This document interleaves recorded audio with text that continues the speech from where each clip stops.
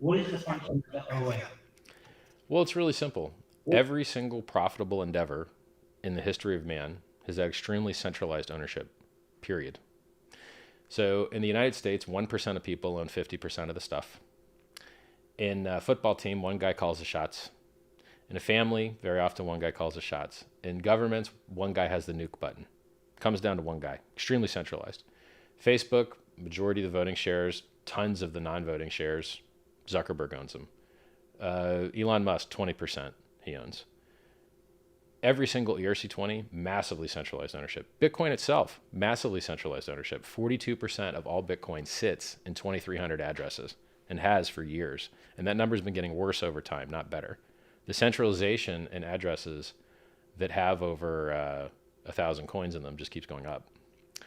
So if you confuse, if you're noob, as most people in crypto are, compared to me anyway, you think that decentralization is the best. Let me prove for you that that's not true. How's the Amazon stock price? Amazing. And what has Amazon done? Total vertical integration. They own the servers. They write the server software. They own the shipping hubs. They have their own product lines. They have their own billing. Total vertical integration for cost efficiency. Now, what's the opposite of vertical integration? Decentralization.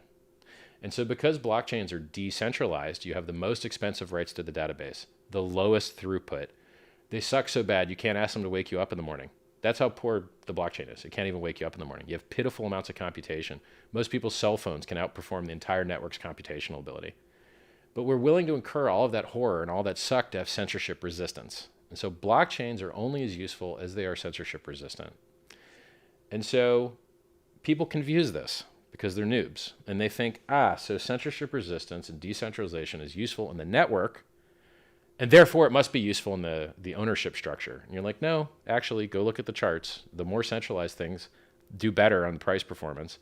And what you would consider to be the most decentralized thing, which would be Bitcoin, gets murdered by everything. Like from the COVID dip, Ethereum went up 3 times as high as Bitcoin did. Bitcoin did an 18x and Ethereum did like a 50x. And Hex did like hundreds and thousands of X's.